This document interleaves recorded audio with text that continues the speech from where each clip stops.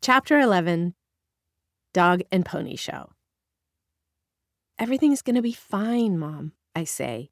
In fact, things will be better than fine. I'm having this conversation on absolutely no sleep since my post-firing nap was cruelly short, just a half hour before I got up, called Alex, and stayed up all night with a gram while listening to a Third Eye Blind song over and over. I could probably sue them for wrongful termination, I continue into the phone. I haven't mentioned anything about the coke because I don't see how it's any of her business, and so far as she understands, I've been fired for having an attitude problem. Oh, honey. Oh, honey is about all she said during this incredibly unpleasant conversation. Lately, I've been having this feeling that I've stopped disappointing Mom. That, in fact, she's resigned herself to the fact that I'm always going to be sharing disappointing news. But the truth is, sometime between calling Alex and calling Mom, I'd had some mind expansion of sorts, wherein I'd realized that the publishing world simply didn't appreciate my gifts, and it was time to find a place that did. I'm beginning to think, screw the magazine business, I say to Mom. Maybe I should get into the film business, I am, after all, in Hollywood. Mom honeys me a couple more times and doesn't provide any of the comfort I think that a mother should. No proclamations that I was surely right and Brian and Robert were wrong. No declarations that no one should undervalue her baby who was clearly so special. So there's no chance they'll change their minds and take you back? She asks. Haven't you been listening, Mom? I wail, incredibly irritated with her for not keeping up with the story. I wouldn't want them to take me back. In fact, I'm getting out of publishing and into the film business. Oh, honey, I just think... I hang up while she's still talking because I don't want her to hear my racking sobs. I get into crying for a while, burying myself under my covers with a box of tissues to blow my nose. I watch my pillows get drenched in snotty, teary, and I have to confess, even slightly bloody liquid. But then I remember that I don't need to be depressed because I can just do a bump or two and that will make everything okay. Just a little bit, I think, as I get out of bed and walk over to my baggie. Take a picture off the wall, pour out the Coke, chop it up using my Macy's credit card, and inhale. I feel immediately better and decide that I'm going to use my time far more efficiently than I would if I hadn't been fired. I email a girl I know who's an assistant at UTA and ask her to send me the job list. UTA is one of the big agencies in town, and for whatever reason, they keep a list of the unannounced industry jobs available. In order to see it, you need to know someone who works there, and so the lack of availability serves as its own screening process. I got access to the UTA job list, I've heard people say with clear pride in their voice. And I was going to be one of them. I do a line, and then in what seems like minutes, the UTA girl emails me back. I print up the job list and start highlighting the positions that sound appealing, taking only one break to snort up a few more lines. Even though I already did assistant duty at Absolutely Fabulous, I realize that if I'm going to take the film business by storm, I'm probably going to have to start at the bottom. And the UTA job list provides many different opportunities to do just that. Mailroom clerk at William Morris, one listing reads. Second assistant to top-notch producer with Sony deal, reads another. And then my eyes catch on a listing that seems tailor-made for me. Part-time personal assistant for Imagine executive Holly Min, it says. Ideal for writer or actor needing extra money. I think I've seen Holly Min's name in the trades before. And as I focus in on the words ideal for a writer, it occurs to me that what I should probably be doing is writing screenplays of my own. Everyone in this town, down to the guy who bags groceries at Gelson's, is a screenwriter. They all lug their laptops to Starbucks and register their scripts at the Writers Guild and talk about their second act problems, even though none of them are actual writers. Most of them will even admit as much. Oh, I'm not really a writer, I heard a guy say at the premiere of his movie. I just had a great idea. Well, I am really a writer. I wrote short stories from the age of about 12 on, majored in creative writing for Christ's sake, and have been a professional journalist at a big magazine. I'll show these wannabe writers how it's done, I think. Imagining my life as an aspiring writer working for Holly Min. I would schedule her meetings when she, Ron Howard, and Brian Grazer would meet with Russell Crowe or Tom Hanks or whomever. But I'd also read scripts for her. And over time, she'd realize that the comments I gave her about the various scripts she was developing were more intelligent than anything in the scripts. This girl's the real thing, Holly would say one day, grabbing my hand and bringing me in to meet with Ron Howard. This is the mind we need to tap. Ron would value Holly's opinion so much that on her word alone, he'd beg me to write something that could inspire him. I'd hesitate for just a second and then blushingly admit that I actually had been working on a script. Holly would wink at me from across the room because she, of course, would have already read this screenplay, declared it brilliant, and planned this reveal. I'd pull a copy of the script out of my chic Coach briefcase bag, a gift from Holly, when she realized after a few weeks of our working together that her life had never run more smoothly. I'd leave a copy with him, and then Holly and I would go to a chic coffee shop where we'd smoke cigarettes and make plans to start our own company based on her producing acumen and my writing talent. By the time we'd returned to the office, Ron would have finished reading, declared it a masterpiece, and offered me $1 million, or maybe like $750,000. Breaking out of my fantasy, I call Holly's number. A woman who identifies herself as Holly's assistant, Karen, tells me she's going to be doing the interviewing for Holly since Holly is slammed. That makes sense, I think, as I try to suss out if Karen and I are going to be friends or if she's going to be resentful over Holly's clear preference for me. Great, I say. Can I fax you my resume?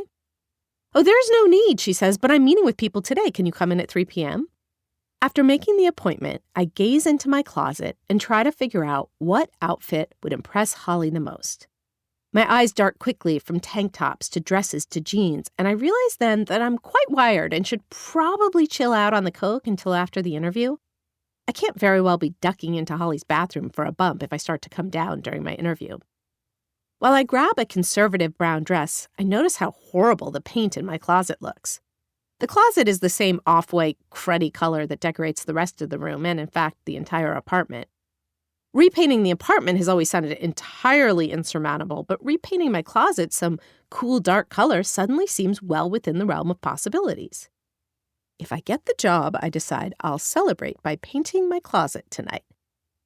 Feeling more motivated than I have in ages, I decide to hit the gym for a workout and then a steam, which will surely deplete all the drugs from my system before heading over to the interview. I should get fired more often, I think, as I open my exercise clothes drawer. It clearly does wonders for my motivation level. Wow, Absolutely Fabulous magazine? Are you serious? Karen asks, widening her eyes. That's so cool. Why would you ever, want to stop working there? Karen, a slightly overweight valley girl, is, I quickly determine, no match for me. Before I've even handed over my resume and explained my desire to start working part-time so that I can dedicate the rest of my time to my screenwriting, she's telling me how perfect I seem for the job. When I mention that I recently left my writing gig at Absolutely Fabulous, she practically has a conniption. I want to be one of the people doing things, not one of the ones who writes about them, I say. When she nods sympathetically, I make a mental note that I should remember this line for future challenging conversations with Mom. I totally hear you, Karen says, but working at Absolutely Fabulous would have to be so cool and like a dream job. So I totally admire you for leaving that to do this. I feel my nose starting to run as I smile and tell her that this sounds like a dream job. Well, before you decide that, let me tell you about it, she says. You'll be taking care of all the details of Holly's personal life, food shopping, picking up dry cleaning, and walking the dog. Walking Tiger is the main thing, actually. Her boyfriend gave her this Doberman Pinscher and she was so excited, but then she's at the office 24/7 and never has time for it. I was finally like, Holly, man, you need another assistant. I nod at Karen and smile, knowing that Holly's not going to need Karen's inane advice anymore now that she can have mine. Holly's life sounds stressful and glamorous, and since I plan to make part of her life my own, I decide that I like everything that Karen's saying. I figure groceries today, scripts tomorrow. I keep nodding while Karen tells me about how I'll get $10 an hour and how I should invoice Holly once a month and walk the dog at least every day. The whole time I'm wondering why she's talking to me like I have the job when I'm not even sure we started the interview. I'm tired, so I zone out a little bit while Karen rambles, and I allow my eyes to fixate on her fleshy cheeks as she explains how Holly likes things done. The cheeks stop moving at a certain point, and it takes me a second to snap out of the zone I've gotten into. So that's it, Karen says, looking at me kind of strangely. Could you start today? Today? I ask, positive that I missed something crucial. You mean I got it? You got it, she exclaims, standing up and reaching out to pump my hand. Congratulations. Landing the job right then and there wasn't something I'd bargained for, and being given keys to Holly's house, her grocery list for the week, and the name of her dry cleaners without ever meeting the woman herself was likewise something I hadn't quite anticipated. But I'm so high off the ego boost of getting the first job I interviewed for, a position off the UTA job list no less, that I decide not to let any of this bother me.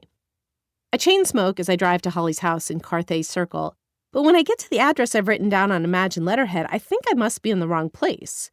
It's this barf-colored tract house, not exactly the kind of place I'd think a producer for Imagine would live. Inside, the floor-to-floor carpeting and low ceilings are, in fact, so reminiscent of the first apartment I had after college that it makes me feel like where I live isn't all that bad. But she probably owns this, so it's a good investment, I tell myself as I try to ingratiate myself with her growling, unpleasant dog. I grew up with golden retrievers and like dogs in general, but Doberman Pinschers, I realize as I nervously let Tiger out of his cage, sure are big, mean, stern-looking things. When Karen had asked me if I knew how to walk and, quote, care lovingly for a dog, I'd nodded vigorously because I figured only an idiot didn't know how to deal with dogs, and I figured growing up with dogs meant you knew how to care lovingly for them. But the dogs we'd had just ran freely around the neighborhood where people didn't seem to use words like leashes and pooper scoopers. It's only when I'm looking Tiger in the eye that I fully take in the fact that I'm going to be expected to pick up his shit. Artists have to make compensations along the way, I tell myself as I slide a leash on Tiger and lead him outside. I'd heard that Brad Pitt dressed up in a chicken suit and handed out El Pollo Loco flyers when he first moved to town. So I take Tiger around the block, marveling over the fact that walking a dog isn't as much fun as it sometimes looks like it is when I pass people doing it in Runyon Canyon. Of course, the depressing, utterly unpopulated streets of Carthay Circle don't exactly make for impressive scenery. And Tiger isn't, of course, a very furry, warm, or even especially cute animal. It feels more like walking a sort of surly, serious old man than walking a dog, and I'm utterly convinced that I'm somehow doing it wrong.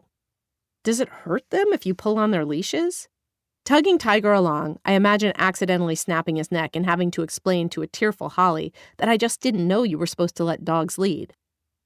The instructions were to put Tiger back in his cage in the kitchen, and it's only when I'm doing that I wonder if it's normal to keep dogs in cages. We never did that with the dogs we had when I was growing up, but Mom wasn't big on rules. Was dog caging one of the many things everyone but me seemed to know about? I realized suddenly that my enthusiasm for my new life is flagging. I need to treat myself to a little of my stash, I think, as I glance at the vial I'd remembered to put in my purse before I left for the interview. Even though I'm obviously the only one there, I slip into Holly's bathroom to lay some coke on my hand and snort it up. I know this is the wrong way to start working for you, I silently tell Holly as I snort. But making me pick up shit and keeping your dog in a cage is wrong too. Feeling inspired again, I decide to do a little more coke, then bid Tiger goodbye, lock up, and realize that I'm not up for doing Holly's grocery shopping or picking up her dry cleaning just now. Karen had told me I simply had to do it later, and she hadn't specified whether later meant later today or later in the week. With the coke now flowing fully through my veins, I decide that I need to do something for me, and that painting the closet would really be a way to embrace this new turn my life was taking. So I start driving toward the paint store on Beverly. I'd never really fancied myself someone who was capable of doing things like painting. But now I was beginning to see anything was possible. I was, after all, on my way to becoming a screenwriter with a deal at Imagine. I needed to prove to the universe that getting fired and landing this new personal assistant job was a good thing. If I embraced a new activity like painting, I'd prove that I was now more productive than ever. Tomorrow, I decide, I'll start working on my script. As I park at the paint store, I realize that I'm incredibly exhausted and jittery. But the thought of giving in now, going home, getting in bed, and sleeping this whole thing off doesn't seem within the realm of possibilities. Instead, I go inside the paint store and tell a guy who works there that I want gray paint. He starts bringing out little paint cards with all these different shades on them, asking me if I want silver gray or greenish gray, and I want to snap his neck. Doesn't he understand that the exact nuances of color don't matter and that people only debate between mauve and taupe and baby blue because they don't have anything better to do? I just want gray, I say with barely simmering rage. He eyes me nervously, then says he'll go and mix the color for me. As I wait for him, my nose starts running, and I reach into my purse for one of the wads of Kleenex that I thankfully stashed in there this morning.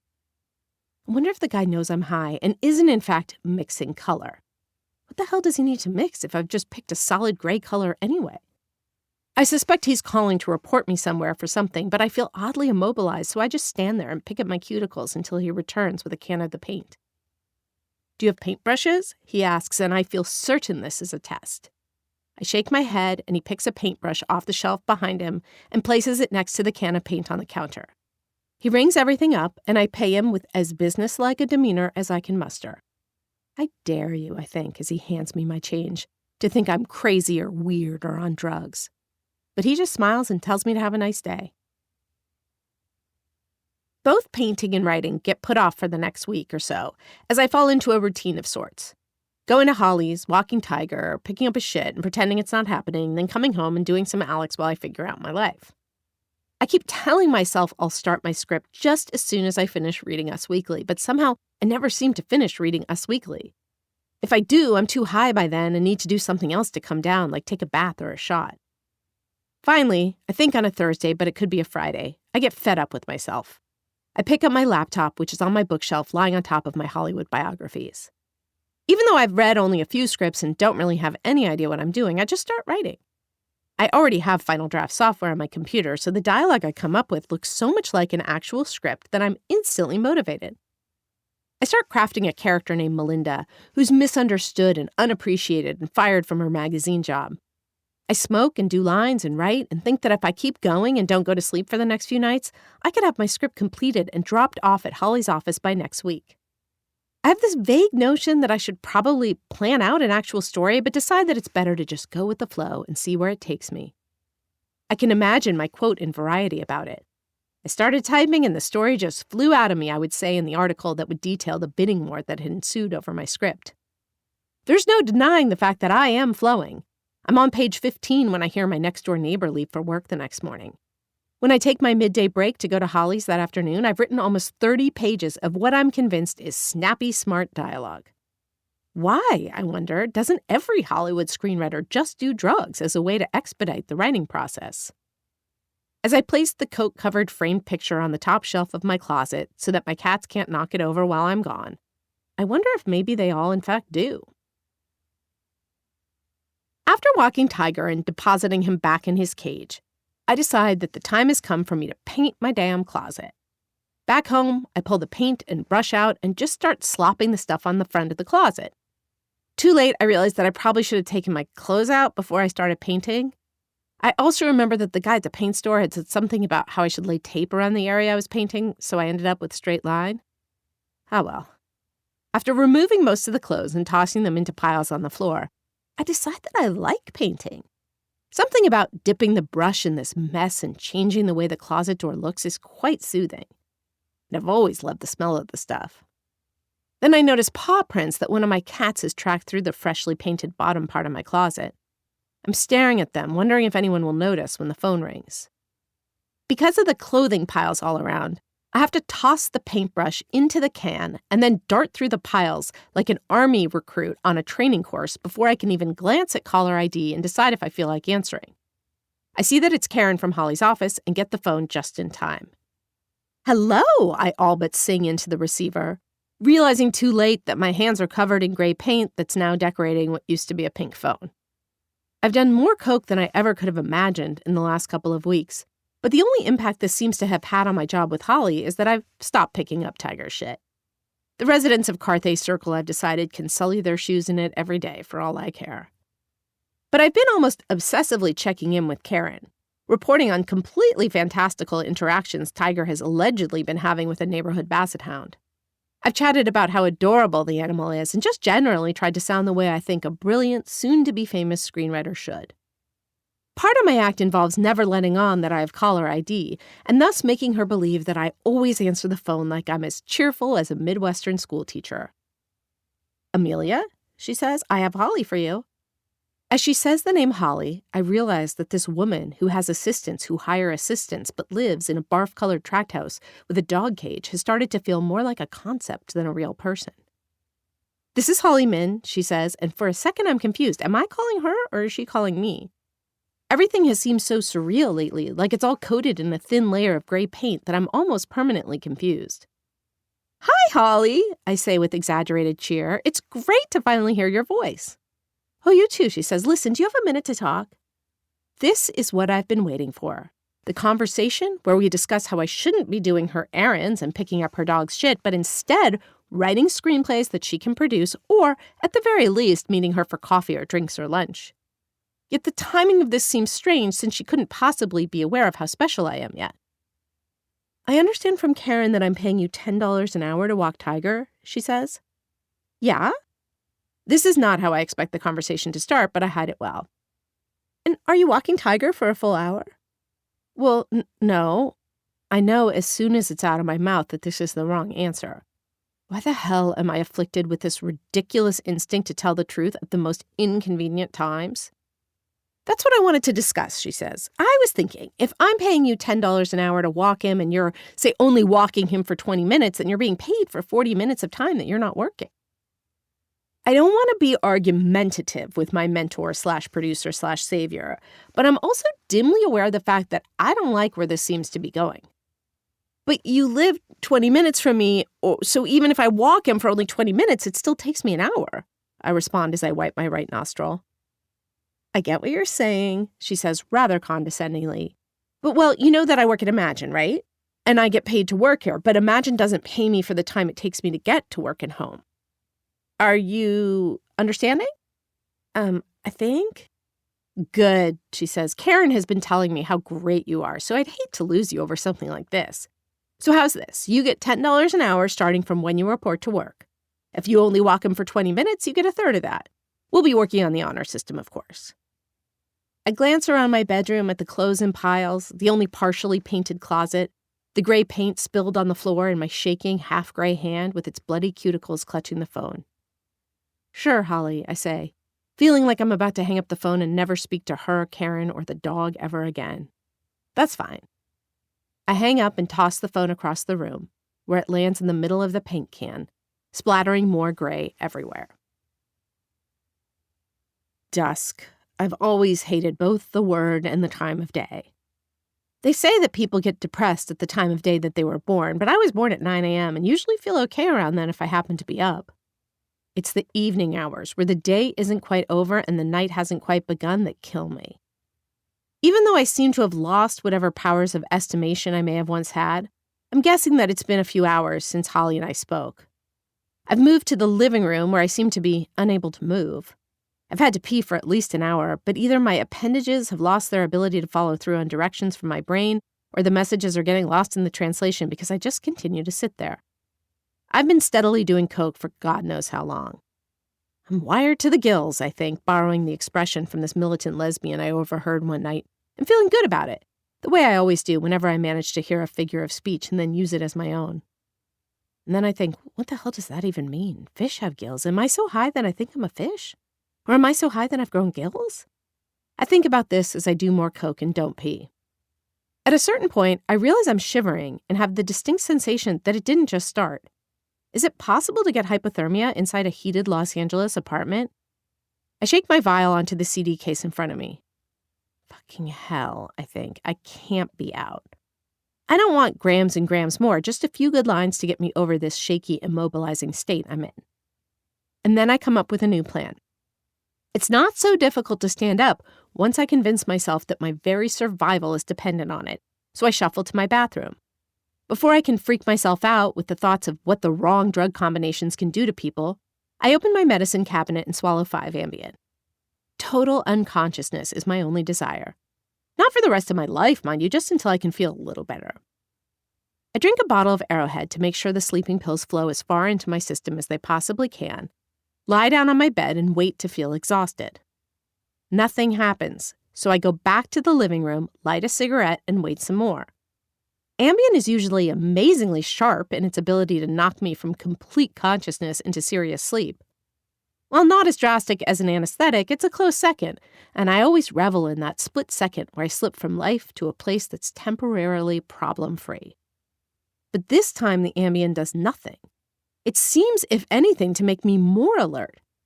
I've been taking a lot of it lately, more than I'm prescribed, but my doctor is so clueless about how bad my insomnia is that he actually tells me to cut the pills into quarters when they don't even do a damn thing unless you take at least 2 or 3 of them.